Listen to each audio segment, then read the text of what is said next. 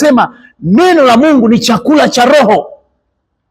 Kwenye ile Wakorinto wa kwanza 3 anasema neno la Mungu ni chakula cha roho. Kwa hiyo ndio maana Yesu anasema atakayekula mwili wangu na damu yangu ana uzima wa milele. Yohana 1:14 anasema kwamba naye neno akafanyika mwili naye akakaa kwetu. Naye neno akafanyika mwili. Ndio maana Yesu anazungumza kwamba mwili wake ni neno lake, ni hekalu takatifu la Bwana. Ndio maana anasema atakayekula mwili wangu naye neno akafanyika mwili. Yohana 1:14 akafanyika mwili naye akakaa kwetu, nasi tukauona utukufu wa Bwana. Kwa hiyo anazungumza kwa habari ya neno la Mungu, habari ya neno la Mungu. Bwana Yesu apewe sifa sana. Haleluya. Kwa hiyo sasa ukirudi tena pale kwenye ile Mika, ndio maana Mungu sasa analalamika. Mungu analalamika, anasema kuna watu wanakula nyama za watu wangu.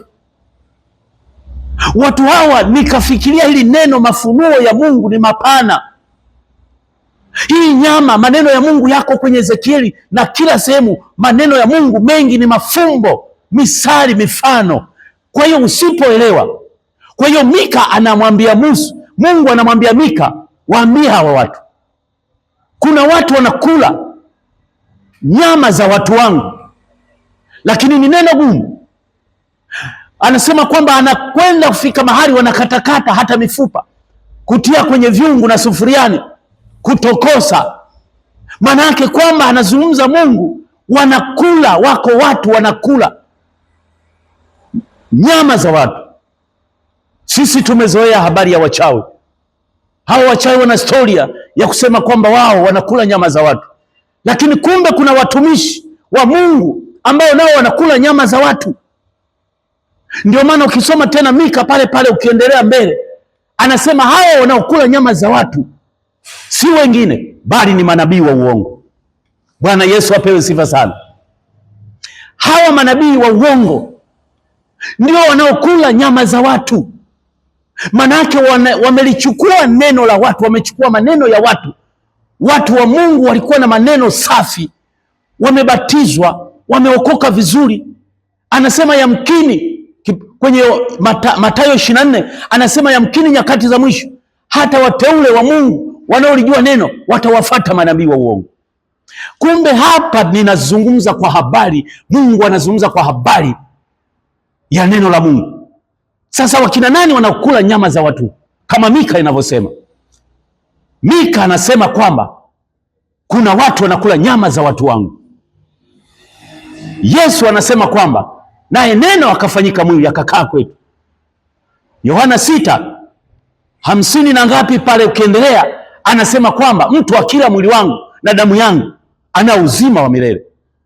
Anazungumza kwa habari ya mwili wake, ni neno la Mungu. Anazungumza Yesu akikaa ndani yako, manake tayari umekula neno la Mungu, limekaa ndani yako. Mwili na damu na nyama, hilo ni neno la Mungu. Ndio maana Mika analalamika, anasema kwamba kuna watu wanakula nyama za watu wangu. Wanaokula nyama za watu hawa ni manabii wa uongo. Hawa ni manabii wa uongo. Hawa ndio wanakula nyama za watu. Maana yake kwamba wanakula nyama za watu. Nyama za watu tulizoea kwa wachawi, kwamba wachawi wanakula nyama za watu. Kumbe wako hata watumishi wa Mungu, kumbe wako hata manabii wa uongo ambao hawa wanachukua neno la Mungu. Nyama ni neno la Mungu. Kwa hiyo wanachukua maneno, wamefundishwa vizuri, hawa watu wameokoka, wanawafuata. Ndio maana hapo ukisoma mbele kwenye Mika anasema hawa manabii wa uongo ndio wanaokula nyama za watu. Haleluya. Bwana Yesu apewe sifa sana. Wanakula nyama za watu, wanayachukua maneno ya watu, watumishi wa Mungu waliookoka, wanawadanganya kwa mafuta, kwa maji, kwa chumvi, kwa keki za upako. Sikia nataka nikwambie, watu wengi sasa wamepotea. Nyakati za mwisho, anasema manabii wa uongo watatokea tena, watafanya ishara kubwa na miujiza, na yamkini hata wateule watawafuata. Leo watu wameacha kufata injili ya kweli. Leo wanakwenda kupakuliwa, wanasema kwamba upako, mafuta ya upako, chumvi ya upako, udongo wa upako, ardhi zimelaniwa. Siku moja nitakuja kufundisha kwa habari ya laana hiyo, udongo unayobeba kwenda kuchukua kubeba madongo, nitakuelewa. Na siku ya Sabato akaingia kwenye sinagogi kama ilivyokuwa desturi yake, akasimama ili asome, akapewa chuo cha nabii Isaya, akafungua mahali palipoandikwa, Roho wa Bwana yu juu yangu, amenitia mafuta juu yangu kuwahubiri maskini habari njema, vipofu kupata kuona tena. Kumbe Yesu Kristo, yeye ukimpata, yeye ndiyo mpako wa mafuta. Mafuta, hakuna upako unaouzwa, hakuna upako unaonunuliwa. Upako ni Yesu Kristo. Amesema kwamba Roho wa Mungu amenitia mafuta, amenipaka mafuta kuwahubiri maskini habari njema, na vipofu kupata kuona tena, kurejesha mwaka wa Bwana ulioibiwa. Haleluya! Kwa hiyo tunamwona Yesu anafafanua kwa habari ya upako. Hakuna upako wowote unaouzwa. Hawa ni manabii wanakula nyama za watu. Nyama za watu ni neno la Mungu. Damu anayezungumza Yesu ni neno la Mungu. Kwa hiyo kazi yao kuiba maneno ya Mungu waliopewa na watumishi wazuri, wanaharibia, wanakwenda kuwaita wapewe maji ya upako, wapewe maji ya upako, wapewe mafuta ya upako, wapewe chumvi za upako. Lakini siku moja nitakuja kuhubiri kufafanua zaidi. Lakini Yesu Kristo, yeye ndiye mpako wa mafuta, yeye ndiye mpako wa mafuta halisi. Yeye ukimpata Yesu Kristo ndiyo mpako wa mafuta, maana anasema kwamba nimetiwa mafuta kuwahubiri habari njema. Upako unatoka kwa Yesu, sio kwa mwanadamu. Ni nguvu ya Mungu ambayo inatoka kwa Mungu mwenyewe, kwa neno lake, sio kwa vitu vya kununua. Upako hauko kwenye vitu. Mungu hasaidiwi na chochote. Mungu hasaidiwi na kitu, anasaidiwa Mungu na neno linalotoka humu.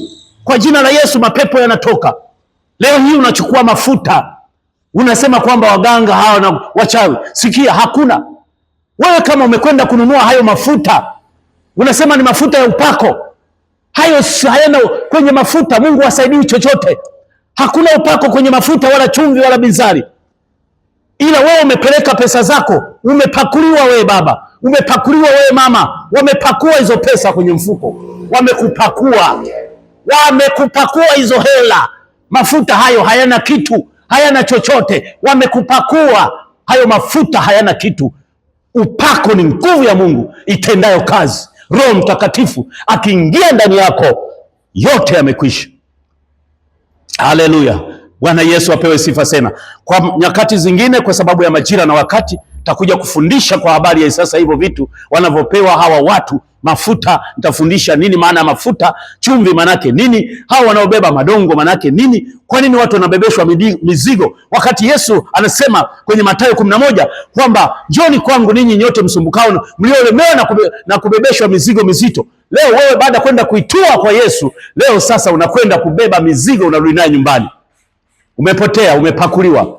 Mungu akubariki sana kwa neno hili. Kwa muda mchache, siku nyingine tena tutaonana. Namba za simu ni 0784354441, 0784354441. Voda ni 0761354417. Voda ni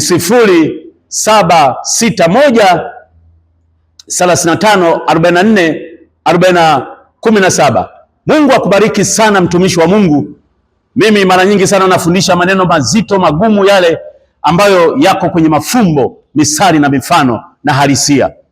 Mungu akubariki. Siku nyingine tutaendelea sasa kufafanua habari ya hivyo vitu mnavyokwenda kuvichukua vina maana gani, mpate maana ya kujua. Unasema ardhi zimelaniwa, wewe ndio umelaniwa, sio ardhi zimelaniwa. Wakati mwingine nitafafanua, wewe ndio umelaniwa, sio ardhi zimelaniwa. Wewe unabeba madongo na kwenda kupeleka kwenye mashamba yako.